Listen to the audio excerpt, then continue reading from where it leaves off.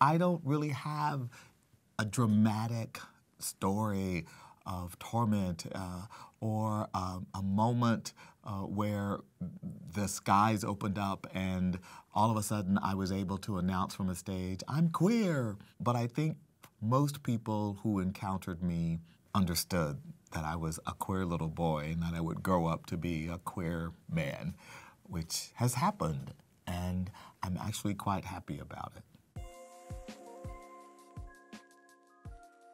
I'm Darren Walker. I'm an African-American gay man. Well, I guess my coming out story starts in a small town, Ames, Texas, population 1,400, in 1965, when a woman approached the little shotgun house my mom, sister, and I lived in, and she came onto the porch and she said to my mother that she wanted to enroll me in a new government program called Head Start. My mother promptly enrolled me. My curiosity was sparked so much by that program. But what happened in that first summer of Head Start was that I realized that I was a little different than some of the other boys in my class, and other people noticed it too. I would overhear remarks made by people to my mother, and what my mother always did was to validate my difference, recognizing that I was probably a pretty queer little boy, but I never once felt that she didn't love me or that in any way I was an embarrassment or a deficit to the family. In fact, my mother really nurtured my unique qualities, and I never grew up feeling lonely or so disaffected because of my queerness. I only experienced love growing up. Maybe it was because when you're poor, you're African American, the fact that you may be a little different in a small Texas town doesn't really make you stand out.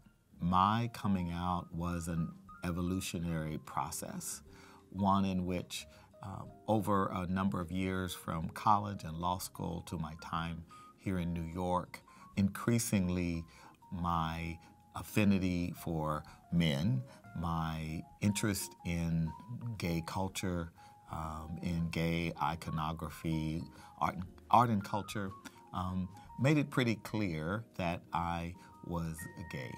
I actually never thought that I would find someone, fall in love, spend the rest of my life with them.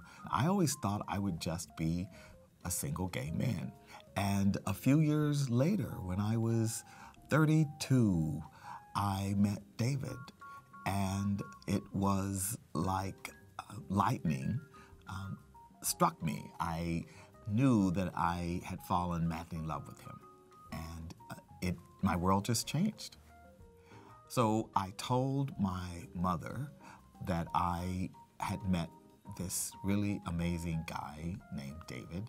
So my mother comes to New York and says, when am I going to meet this David?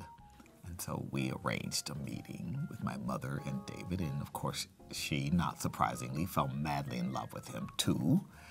And the rest is history. Over the years, as we have lived together, 25 years now, we have a pretty boring domestic life with a dog and the very sort of mundane things that happen when you're a couple for 25 years. This is a photo of my sister and me on the front porch of our little shotgun house. This photograph for me is particularly special because there was a time when, although we were poor, my mother provided for us and created this little cocoon in this little shotgun house that was just the three of us. And on some levels, my childhood was never happier than those days in that little shotgun house. So if I were to give a word to the boy in this photo, I would say, follow your dreams, embrace life, embrace who you are, celebrate your difference, Be confident in what makes you unique, and the world will be yours.